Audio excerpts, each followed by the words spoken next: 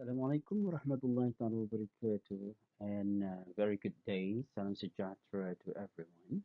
So, we will continue again our online lecture on chapter 9 on the subject of corporate communication, which is chapter 9 on employee communication. Yeah. So, in this topic, we will look into an issue of employees as a crucial stakeholder group. We will look into the strategies for communicating with employees, where it will encourage employees to speak up, and it will provide feedback to managers and communication to stimulate innovation and creations. And also, we will look into how internal communication may strengthen employees' identification with the organization, and use of social media can in internal communication. When we talk about employee communication, it is synonym to the staff communication or internal communication within the organization. And employee communication, it becomes active and it becomes significant with the facilitations of new technology. So, employee communication does not always remain inside the organization. With the influence of new technologies, employees can distribute their own information electronically to stakeholders without gatekeepers or control, and also through blogs where employees can share views of public grievances and also organize and demand action from the organization. New technology also allow employees to connect across time and space, for example, using an email, internet, video conferencing, and podcasting. There are two types of employee communication. Yeah? In internal communication, which is first management communication, and the second one is corporate information and communication system. As for the management communication, communication between a manager and subordinates employees. It is something norm or something usually practiced in the organization. And management communication is either upward or downward or two-way communication between managers to the subordinates or subordinates to the managers.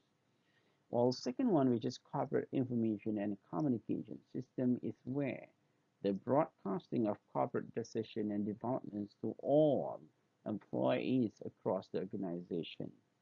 It is known as a formal channel of communication where the organization used to inform all the employees about the progress and also the decision as well as the developments within the organization so that they are aware and alert of the changes or any new policy or any new development that will be introduced in the organization. So as for the management communication, which is between the managers and the subordinates, managers spend most of their time communicating either face-to-face or verbal communication or through email, through video conferencing, as well as enterprise software. So corporate communication professionals often support and advise managers on staff communication. While corporate, the second one, which is corporate information and communication system, or in short, called CICS, give broader focus than manager or employee diet, involve technologies and communication system. It will broadcast corporate decision and development to employees across the organization, as well as disseminating information about the organization to employees in all rank and function. It will also preserve of communication departments who are charged with releasing information to employees through internet, emails, and town halls meetings. Complementary nature of employee communication. Yeah, there are downward and upward communication. Downward communication is where information flows from the top of the organizational management hierarchy, focus on what is important, which is mission, and what is valued as policies. And management communication and CICS are central to downward communication. This is just an example of the corporate calendar system in Siemens, where they have an event and corporate calendar, and they also have the month where the activities will be run throughout the year. As for the upward communication, information from employees flows upwards towards managers within the organization. This is where information that can help profitability and performance. So in this concept, which is outward communication, where the employee, co-workers, practices and policies, and what need to be done and how can it be done, employees' ideas and critique and responses to their work environment. So these are the elements that involved in the outward communication and how it actually being operationalized within an organization. While the internal communication and organizational identification.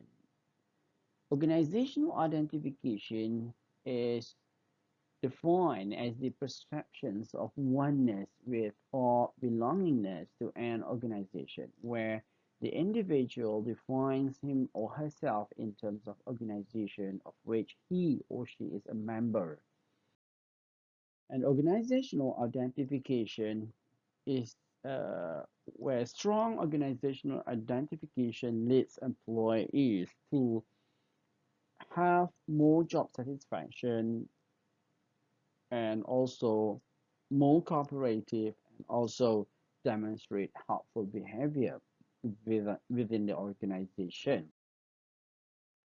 Employee organizational identity is where employee can feel proud to belong to an organization that has reputation and prestige, and this enhances their self-esteem. When an employee's personal values and attributes correspond with the organizational identity, they are more likely to identify with it. However, we have to foster balanced, strong levels of employee identification based on downward communication and upward communication. It is because downward communication will have too many commands or directives, feels oppressive, and turns employees' emotions and feelings negatively, while outward communication will give opportunity to express opinions and influence workplace. Is like to increase employees' identification with organizations. Both are needed in organizations, but we have to balance them to make sure the organization is well controlled and at the stage of harmony and people are having the best motivation to work day to day best.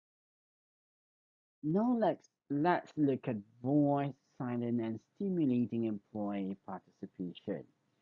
This kind of situation had been defined as degree to which employees speak up or listened to and participate in organizational decision making. As for the employee participation, employees want a say over their work life. Powerful forces often prevent employees' participation and force them to withhold information about problems or issues. This withholding is known as silence.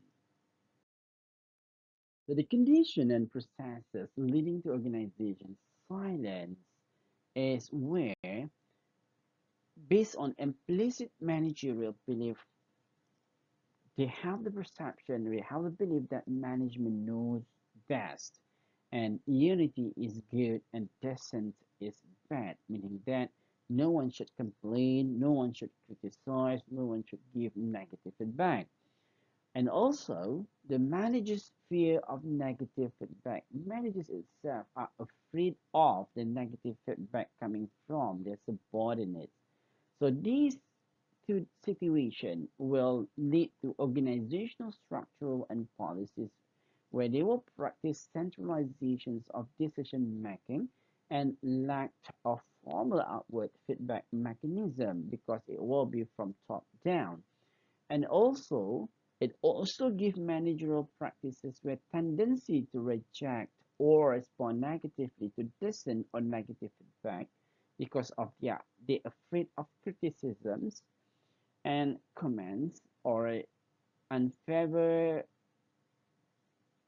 response and lack of informal solicitations of negative feedback where we should welcome the negative feedback so that we are able to investigate further and really understand why it is considered as negative or unfavorable kind of practice and how it will affect the operations of the organization.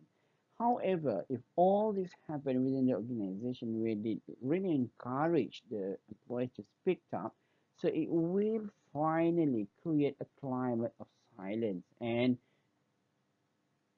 the end result will create organizational silence, which is not good for the organization progressions and growth. Therefore, organizational silence leads to block negative feedback, where it stops organizations correcting or detecting errors, and errors may intensify or persist.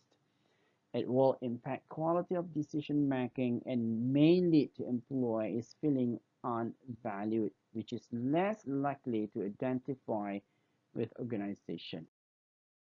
Communication climate. Climate can be either open or closed communication climate. In the open communication climate, information flows freely between individuals, groups, and departments, and employees feel free to express opinions, voice complaints, offer suggestions. While in closed climate, information is blocked, organizational silent, employees feel speaking out is of little use.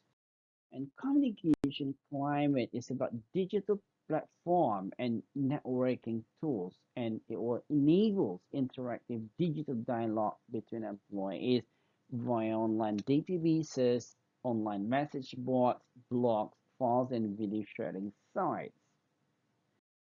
So there are types of network, which is production networks about work task innovation networks. This is where it almost all the time happen in the production line, but it is also in in certain department, yeah, when we know that we are interrelated and we are connected in accomplishing the task, so we can say that it based on work tasks and innovation networks in order to accomplish the task or the projects. And the maintenance networks is about develop social relation at work. This is where we are build a good interrelations or we are establishing good relationship with others, and we have to maintain that network so that we are able to perform our work effectively and efficiently in the future. While community of practice shared professional interest or project focus. This is normally like a in certain organization they have community of practice where it helps the organization actually work towards one direction, one goals, and they use one platform to share their direction, their activities, so that the rest are able to follow, and it become a community of practice. So some organization which have community of practice in the organization, for example, Hewlett Packard, they have learning communities, and Xerox Corporation, they have family groups, and World Bank, they have thematic groups. In British Petroleum, BP, they have peer groups, and in IBM Global Services, they have knowledge that works. So they use this platform to communicate on whatever knowledge that they have, whatever expertise that they have, and they will also encourage other people to share what they have, and it will spark a motivations, an environment where everyone can tap certain knowledge within that platform, and they are able to improve their work performance based on the knowledge given in that platform. So this is very good, where each and every employee is having an equal chance to communicate at that platform or in the communities of practice, so that they are able to help each other and improve each other to uh, to come up with a positive progress of the organization. So that's all for today, ladies and gentlemen. I hope that you get an idea what is employee communication is all about. See you again in the next lecture. Assalamu alaikum and bye bye.